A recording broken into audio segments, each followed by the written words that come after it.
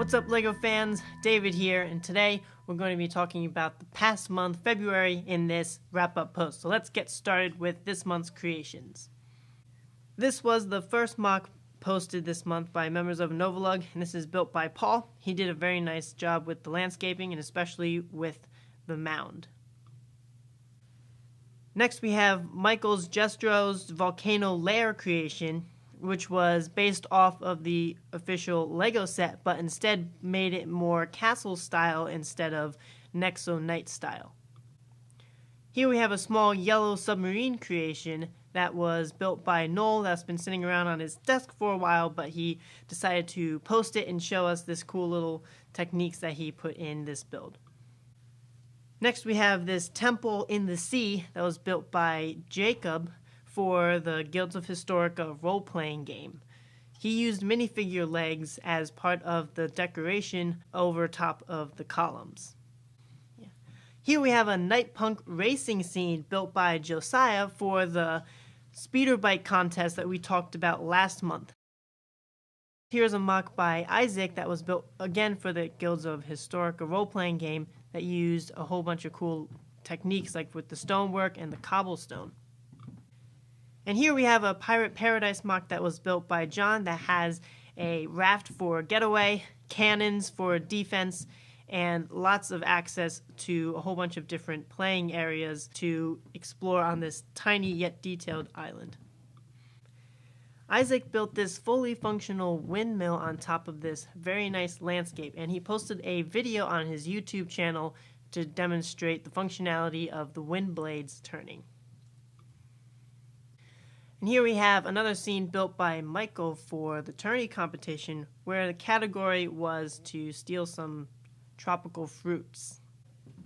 This speeder bike was built by Andrew for the LEGO speeder bike contest. He built a team of 3 and this is his first one. This speeder was built by John and it was in a Rock Raiders theme, which was an old LEGO theme, so he decided to build his speeders based off of that theme. This is Isaac's first speeder bike, and he's got massive engines on this one with a cool smoke effect. This is Andrew's second speeder, and a cool feature about this one is that he used a very large piece for an air intake. Noel built this Hornet speeder, and apparently it's very hard to control, or this pilot is just very inexperienced and cannot handle the speed. Tim built this excellent scene of a horse statue and added lots of details that all point to the deteriorating environment around it. John built this clever logo for the LEGO Life Logo contest that's being hosted on Rebrick. He built micro-scale creations on the top of the logo, and underneath he built minifigure scale representations of what's above them. This is Andrew's third speeder bike, Midnight Flash, that he built for the LEGO Speeder Bike contest. The speeder bike on the left side was Isaac's second entry into the LEGO Speeder Bike contest, and he built a portion of a racetrack to display his speeder bike. Here we have a very impressive spaceship that's over 100 studs long, built by Josiah. The red and white color scheme contrasted with the black and the light gray greebles makes this very interesting to look at from any angle. This is John's second speeder bike for the LEGO Speeder Bike contest, and this speeder bike is also in the theme of the Rock Raiders. Here we have Isaac's third speeder bike. All of his speeder bikes were based off of the Power Miners scene, which is a more recent theme than the Rock Raiders, and here we have some pretty cool glowing effects with the neon green and the trans orange. Here is a group shot of all of Andrew's entries for the LEGO Speeder Bike contest. Here are both of John's speeder bikes that he built for the contest. And here we have all of Isaac's speeder bikes that were built for the same contest. And lastly, we have these 3 vignettes that depict what Yetis look like in the Isles of Aura depending on the season.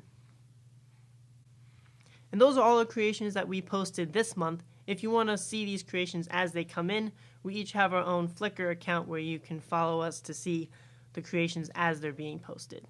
Time to move on to Abs Builder Challenge. This month we saw the closing of Abs Builder Challenge round 1.8 with competitors David Zambito, Matthew Hawker, Jen Spencer, and Kingdom View Bricks.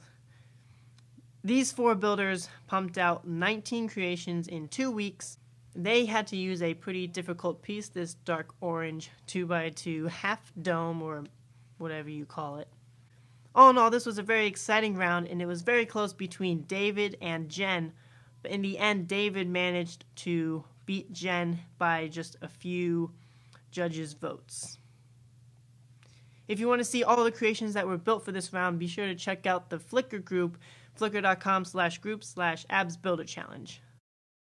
On the website this month, we posted 2 set reviews. The first was by Graham, who reviewed the Rebel U-Wing fighter from the Star Wars Rogue One movie. The second set review was by Isaac, who reviewed a very old set, Knight's Challenge. This was back when Castle theme was a whole lot of bright colors with red, white, blue, and yellow. And it's interesting to see how the sets and colors have changed over the years, so be sure to check that post out.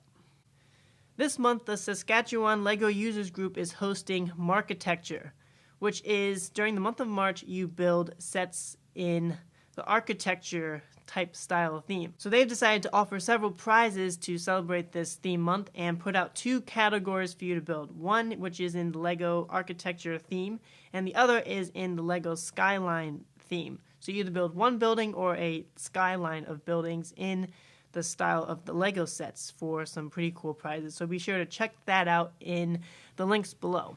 And that about just wraps up this month's video. I actually had to come back and reshoot this last part of the video because they just announced the Colossal Castle Contest Master Builder, which is the overall winner for a 2-month-long contest in the castle theme hosted by the guys over at ClassicCastle.com.